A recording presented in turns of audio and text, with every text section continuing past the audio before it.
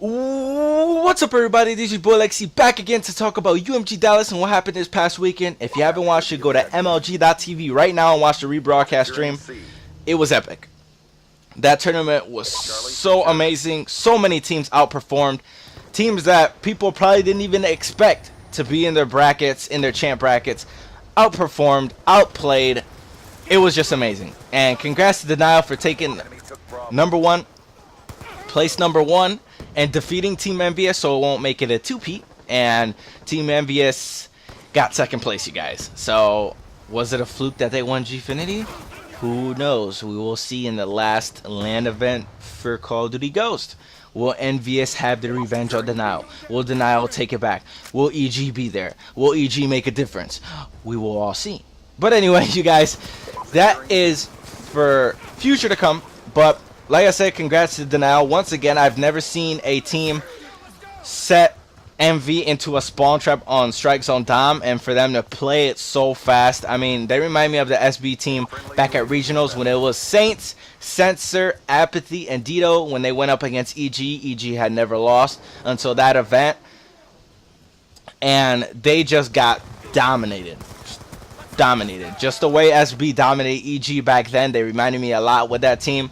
Except that Saints is on Denial. So, you know, he had a big part in the slaying. But they all did slaying, even Study.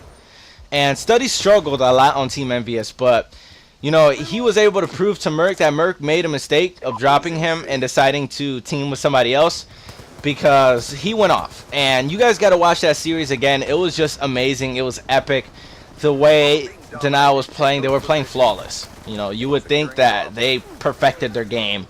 And even though we couldn't see them in Gfinity, because Denial were teaming when Gfinity was going on, but it was an invitation only, and Denial was just brewing. The team was brewing, and when it came to this event, they just exploded.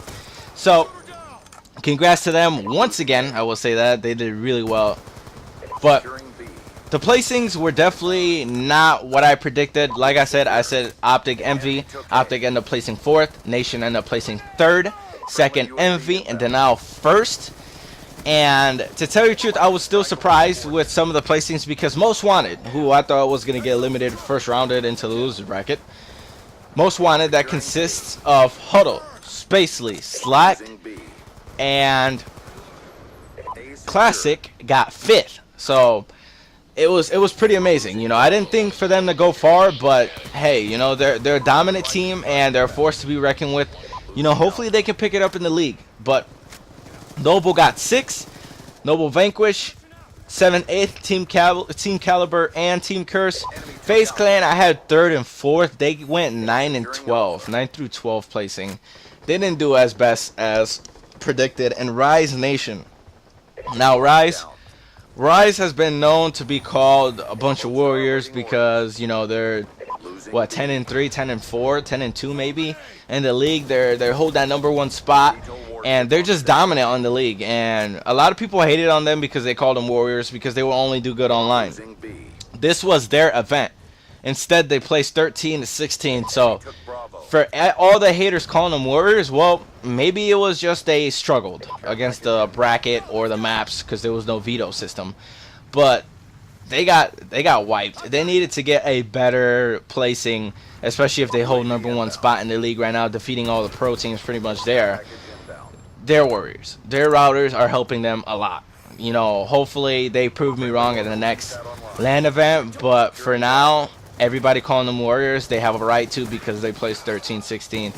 They were one of the teams to predict to outperform, to be one of the best teams, the hardest teams to defeat because how well they're playing online. But obviously placing 13, 16, not good compared to Most Wanted that, you know, is probably, I'm not sure, 3 from the bottom placing of the league, and they placed 5th.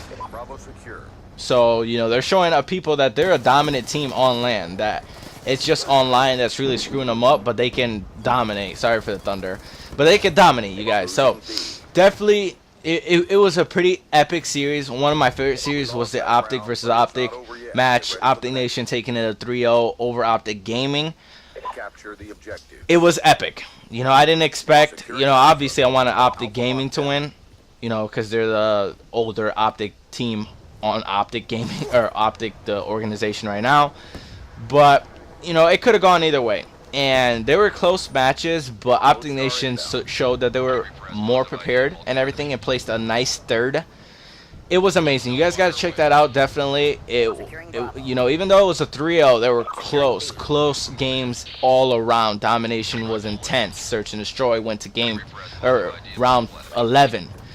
And Blitz was just so close. So, you know, definitely check that out. But one thing that really surprised me was Optic Gaming, even though they had their series where they did really well, you know, Proofy and Clayster struggled a lot. And they've been struggling a lot for a while in these past lands. You know, and to get them going, it takes them a while, you know, to get them hyped, to get them to start slaying and everything. It takes them a little bit. But, you know, I don't know. There was some search and destroys where Nadeshot also struggled, and there were some respawns where Scumpy struggled, and Nadeshot was doing all the work. You know, it was just the team. I don't think the team, all their heads were there together at the same time, all minds thinking alike to work together. That's why they struggled. I mean, fourth is not bad, but they could have played a lot better, and some of their plays were just reckless. You know, and they were, you know, hanging by a thread on some teams that in reality weren't teaming that long, and they weren't considered strong, you know, strong teams. The epic 4-1 comeback from Excellence when they were playing in the champ bracket. I think it was round 1 or round 2. Oh, round 1. And they were, you know, they lost. I think they lost to Dom, and then they played Excellence in a Search and Destroy. And they were 4-1. There was a bomb glitch. They had to restart, and then all of a sudden they make the comeback 6-5, which was pretty insane. You know, props to them. But you know, Optic Gaming needs to get their stuff together, because there's another LAN, and they need to place higher than fourth. They're a top contender team, and I don't know. I just saw, you know, they were all struggling. It was not, you know, it was mainly Proofy and Clayster, but they were all struggling in different game types and different series. You know, it was like, you know, they're going to be consistent, even if they're hyped. Are they going to be consistent? Are they going to do this? Are they going, you know, they could have played a lot better. But one thing I want to put my input on Team MVS, you know, congrats to them for not dropping a series or whatever, or a map to any teams. But they got too comfortable. You know, they figured, oh, we're the best team and we've defeated all the teams. You know, we're top, and they have some good slayers. They got good teamwork, and I'm not saying their team and taking anything away. Their team is a top contender team. You know, they got first at G3, you know, but it was just ridiculous how they played in the finals. It reminded me when Parasite and Steady were on it, and they played EG where they got 3-0 twice. You know, it was just stupid. You know, it was something that they just got too comfortable. I saw them, you know, taking these teams lightly. You can't take any team lightly, because any team can build hype and go off like Denial. And look what happened. Denial, and you know, destroyed them. You know, like I said, Strike Zone Dom, they got dominated. It was just really bad. You know, so props to Team Envy, but Envious, you guys are not, you know, impossible to beat. You gotta keep your head in the game and not get comfortable with these players. So everybody, this is just building your boy Legacy. That's the recap, you guys. The short recap. You want to watch it, like I said, go to mlg.tv and watch the stream again. Let me know what you think. What were your best series? Like, share, subscribe. You guys, peace out.